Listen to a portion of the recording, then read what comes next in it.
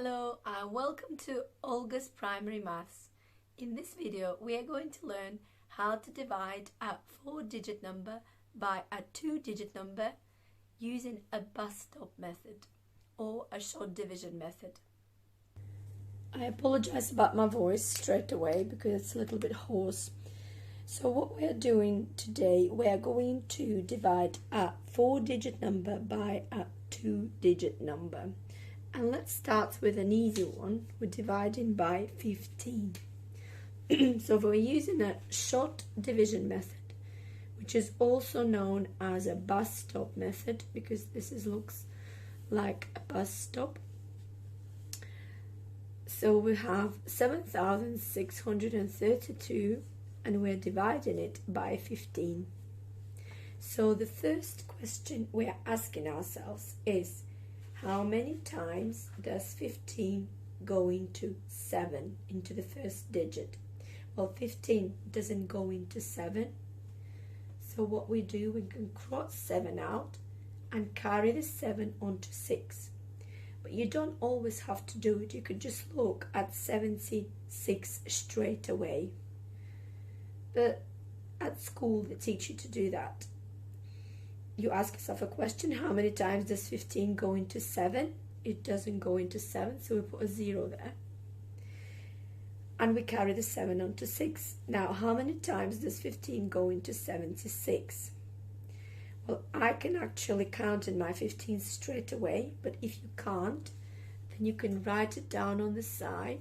15 is 1 time, 30 2 times, so you count in your 15s.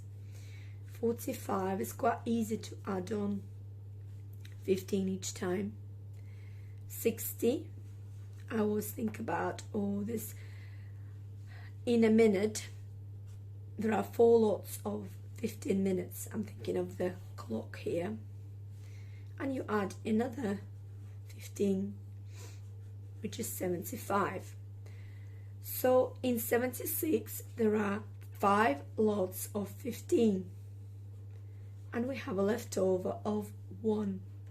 We carry the leftover 1 onto the next digit. So now I'm looking at 13. How many times does 15 go into 13? Well, 15 doesn't go into 13. There's not enough. So I put 0. I can cross that out if it makes it easier for you. And I'm carrying that 13 onto the next digit, which is 2. We've not dealt with 13, that's why we're carrying it. Now I'm asking myself a question. How many times does 15 go into 132? Well, what I'm going to do now, I'm going to carry on counting in 15. The easiest way to do it, I know that my 5 lots is 75, so my 10 lots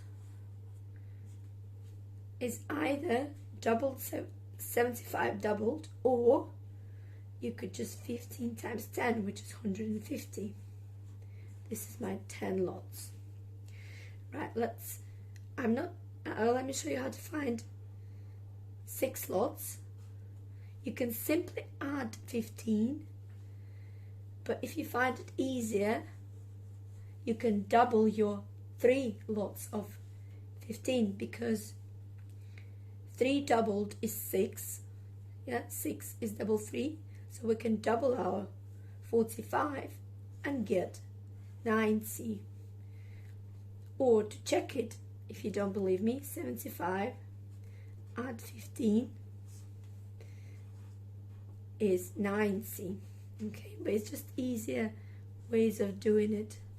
The same with, if you know your 4 lots of 15 is 60, you can find out your 8 lots, because 8 is just doubled 4, so you're doubling your 60, which is going to be 120, and then you're just adding another 15 for 9 lots, so 135.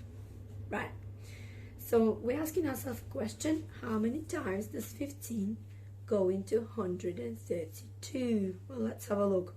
Ooh, 135 is too much, so we should pick this one, 120, so 8 times.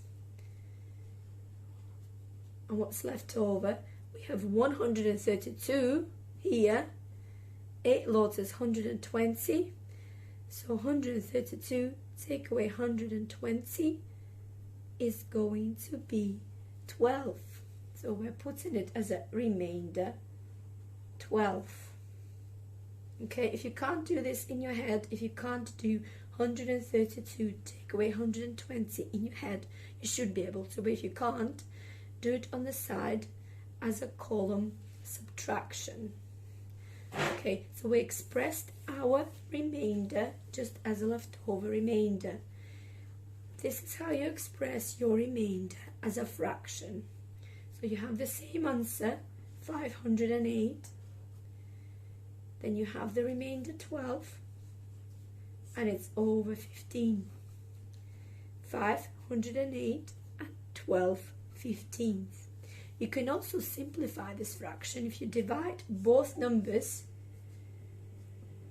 by 3, you're going to get 4/5. So it's the same as 508 and 4/5. Right, I can also find out what decimal that is, because I know that my 4/5 is the same as, if I times both numbers by 2, I'm going to get 8/10. I can write down 8/10 like this. So as a decimal, my answer will be 508.8. So I know this because I turned my fraction into a decimal. But if I don't know this, because it doesn't always work like that, I can just show you how to express your remainder as a decimal. So if you have, I'm just going to copy it again.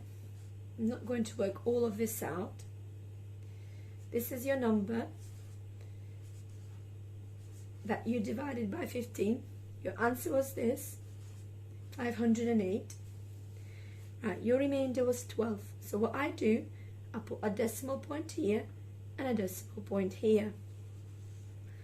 Then I put a 0 as a placeholder. Let's have 2 zeros as a placeholder. Okay, so whatever my remainder was 12. I carry that onto my next digit, which my next digit was 0. So now I'm asking myself a question: how many times does 15 go into 120? Oh, nice and round, 8 times, look. Yeah? No remainders, no leftovers, so I don't even need to carry on. Yeah, can you see? 508.8. That is how I expressed my remainder as a fraction. Okay, so now let's have a look at the more difficult number. Let's divide by 23.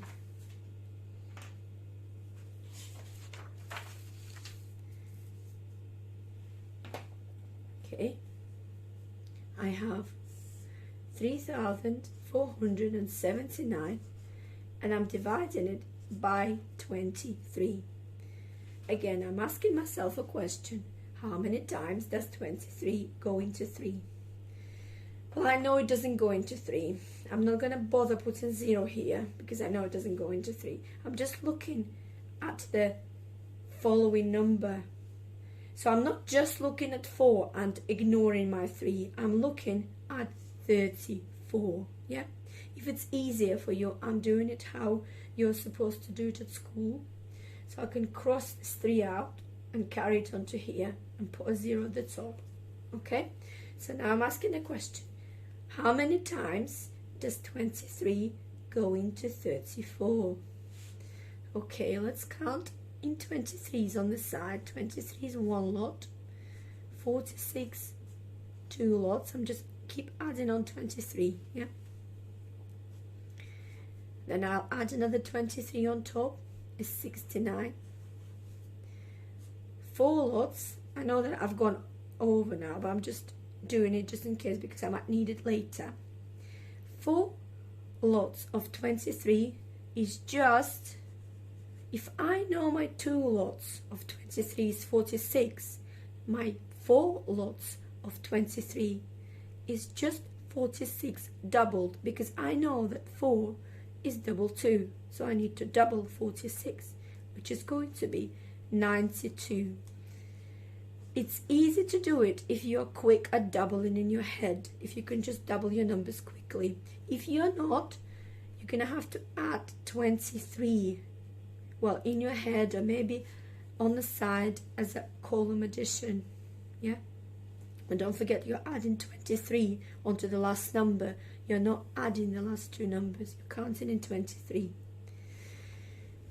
Right, well, that's okay so far. Let's just stop here for now. How many times does 23 go into 34? 23 goes into 34 only 1 time. And what's left over going to be? 34 take away 23 is 11, so left over 11. And I'm carrying that 11, that left over, onto the next digit. Now I'm asking myself a question. How many times does 23 go into 117? Right, let's carry on a little bit more. 5 lots. Right, if I know my 10 lots is easy to work out, because all you're doing is times in 23 by 10, which is 230. If I know my 10 lots is 230, then my 5 lots is halved, that number halved, because 5 is half of 10, so it's 115. Or you can just add 23 onto 92. Okay, is that enough? Yeah, that's enough. So how many times does 23 go into 117? 5 times. Okay, 5 times, and left over is 2, because 117 take away 115 is 2. How many times does 23 go into 29? I can only fit 1 23 in 29. And the leftover, the remainder, is going to be 6. So 3,479 divided by 23 is going to be 151, remainder 6. Now let's express this answer as a whole number and a fraction.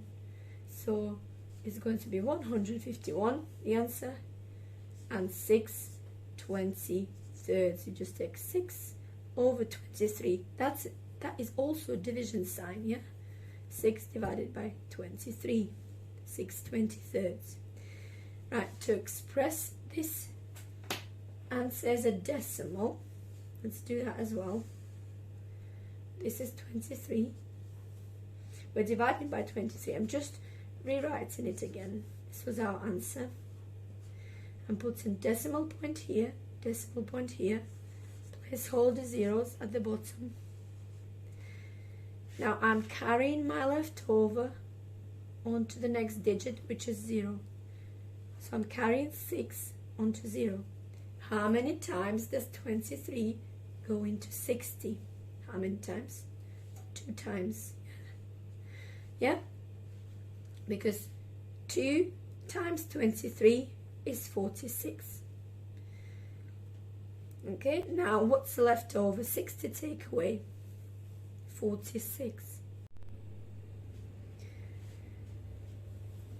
So left over 14, because 60 take away 46 is 14. So we're carrying leftover 14 onto the next digit, which is 0. Now how many times does 23 go into 140? Well, we've not carried it on. Let's carry on a little bit. Let's add another 23 on top of here, or you can just double your 3 lots. Yeah. So it's going to be 138. Okay, we have 140, 6 lots is 138, so 6. We're still going to have a leftover 2, but we do not care about that leftover because we are only working it out up to 2 decimal places.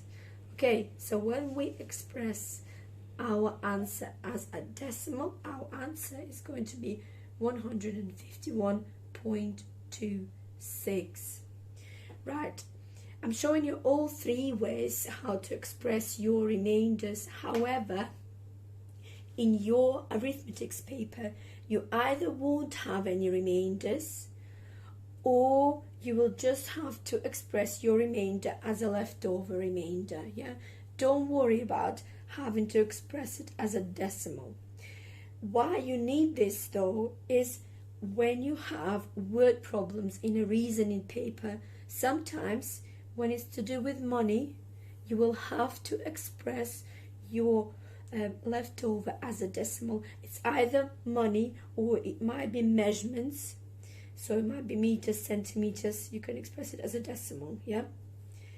I'm not sure if there will be a question with fractions. Probably not. But we're going to look at division word problems as well. Okay. Well, I hope you find it helpful.